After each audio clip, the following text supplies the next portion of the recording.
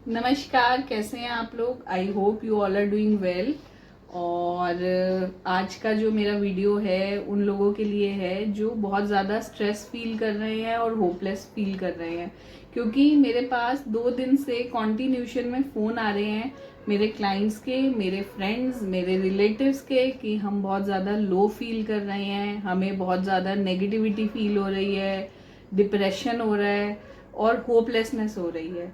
तो अगर आपको भी ऐसे कुछ सिम्टम्स फील हो रहे हैं कि आपकी लाइफ में कोई इतनी ज़्यादा प्रॉब्लम नहीं है फिर भी आप बहुत ज़्यादा लो फील हो रहे हैं, तो इसका मतलब ये है कि कहीं ना कहीं आपको एक इम्पैक्ट है पितृपक्ष का, क्योंकि आजकल श्राद्ध चल रहे हैं और पितृपक्ष ऐसा टाइम है जब हमारे जो बुजुर्ग हैं, जो एंसेस्टर्स हैं, जो ऊपर जा चुके हैं, उनको ईश्वर 15 दिन का ग्रेस पीरियड देता है कि आप जाइए धरती पे और अपने पूरे साल का खाना और पीना आप लेकर आइए। तो हम लोग श्राद्ध परफॉर्म करते हैं। तो क्या होता है, पितृपक्ष इसलिए इम्पॉर्टेंट है क्योंकि एस्ट्रोलॉजिकली पितृदोष इससे बहुत ज़्यादा इम्पैक्ट करता है। तो अगर किसी की पत्री में पितृदोष है तो वो बहुत ज़्यादा हावी होगा, क्योंकि हमारे पितृ हमारे आसपास ही हैं इस टाइम पे। तो हमें कैसे उस चीज़ को ओवरकम करना है, क्योंकि अगर आपको 2-4 दिन से बहुत ज़्यादा स्ट्रेस फील हो रहा है तो एक सिम्टम अपने आप में ही बड़ा है कि हाँ, पितृदोष का इम्पैक्ट है। तो इसके लिए आपको छोटे छोटे रेमेडीज़ मैं शेयर कर रही हूँ। अगर आप ये करेंगे तो इससे देखना आपको बहुत ज़्यादा अच्छा लगेगा, आपका दिमाग शांत हो जाएगा।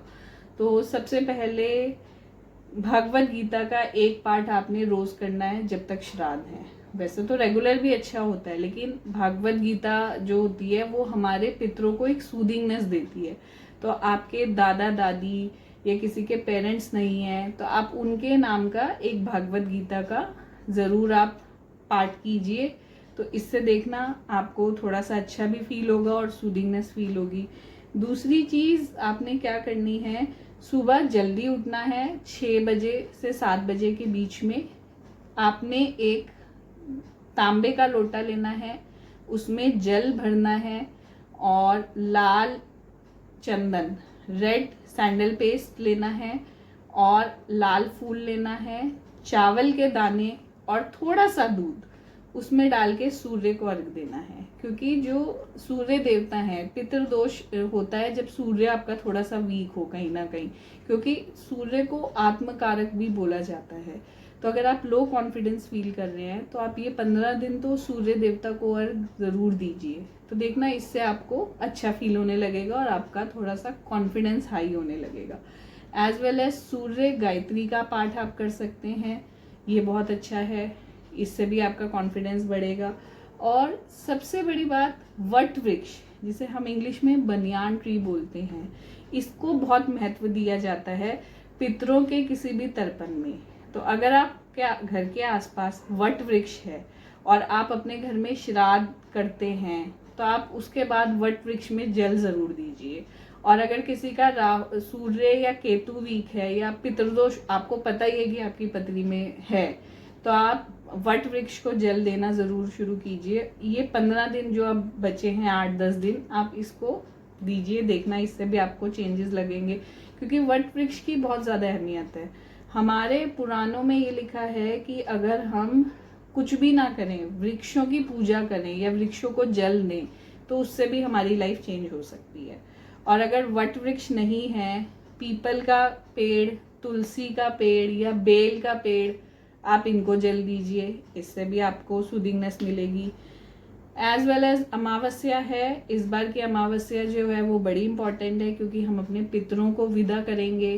तो उस दिन आपने क्या करना है, आपने अपनी श्रद्धा अनुसार आटा, चावल, चीनी, सब्जी, नमक और मसाले थोड़े थोड़े जितनी आपकी वो है, आप इसको ब्राह्मण को डोनेट कीजिए।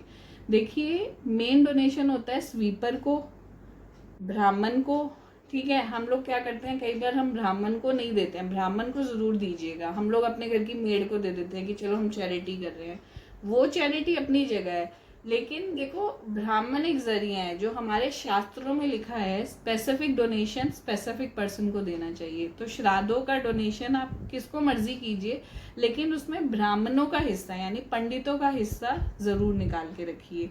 क्योंकि मैंने कुछ लोगों को देखा है ना, इसलिए ये बात पे ज़्यादा जोर दे रही हूँ कि यार मेड भी तो है ना, चलो इनका पेट भर जाएगा। पूरा साल उनका पेट भरता ही है, तो पितरों का स्पेसिफिकली आप ब्राह्मणों को दीजिए। एज वेल एज अगर आप अपने घर में श्राद्ध नहीं कर सकते हैं तो आपने क्या करना है, स्नैक्स कुछ भी, नमकीन, बिस्किट, दूध, ये आप ज़रूर अपने घर में डोनेट कीजिए। जिनको नहीं करना, जैसे कहा जाता है कि पेरेंट्स हमारे बैठे हैं तो हमें श्राद्ध नहीं करना है, लेकिन छोटा मोटा डोनेशन ज़रूर कीजिए, क्योंकि ये आपके कर्मा कनेक्ट हो रहे हैं। क्योंकि पितृ आपके भी हैं, आप उनकी लाइनेज फॉलो कर रहे हो, क्योंकि हम अपने पितरों की वजह से ही तो हैं यहाँ पर। और आपने क्या करना है, फ्रूट्स और फ्लावर्स इनसे ही कर दीजिए। अगर आप स्नैक्स, दूध कुछ नहीं दे सकते हैं तो आप फ्रूट्स और फ्लावर्स से ही पितरों को वो कीजिए। विष्णु भगवान जी को फूल चढ़ाइए और फ्रूट चढ़ाइए और विष्णु सहस्त्र नाम का पाठ कर लीजिए। इससे भी आपकी जो रेस्टलेसनेस है, आपकी बेचैनी है, वो कम होगी। एज वेल एज पितृ गायत्री, ये सबसे रामबाण रेमेडी है, इसको आप कीजिए। पितृ गायत्री से आपको फर्क पड़ेगा। एट लास्ट कुछ भी नहीं हो रहा, गायत्री मंत्र चैंट कीजिए। और ये नहीं कि 108 बार, अगर कल आपको लगता है कि बहुत ज़्यादा डाउन फील कर रहे हो, पूरा दिन आप गायत्री मंत्र चैंट कीजिए, शाम तक आपको रिलीफ मिल जाएगा। तो वीडियो ज़्यादा लंबी मुझे नहीं बनानी है, लेकिन प्रॉब्लम हो रही है लोगों को, तो प्लीज़ आप ये रेमेडी फॉलो कीजिए, आप देखेंगे आपको चेंजेस मिलेंगे। इससे पहले भी मैं एक रेमेडी का बना चुकी हूँ पितृ पक्ष का, तो रुचिका एस्ट्रो टैरेट यूट्यूब पे मैंने चैनल बनाया है, तो आप उसको लाइक, सब्सक्राइब और शेयर कीजिए। लिंक मैं यहाँ नहीं डाल रही हूँ अभी, तो आप मेरा एक वीडियो उस पर भी देख सकते हैं, उस पर भी मैंने डिफरेंट रेमेडीज़ डाली हैं। आई hope you like this video, thank you so much. और ज़्यादा नेगेटिविटी फील हो रही है तो घबराना मत, सेंधा नमक लो, अपनी पूरी बॉडी के ऊपर से रोटेट करो और उसको फ्लश में डाल दो, इससे भी आपको फ़र्क लगेगा। Thank you so much, bye bye.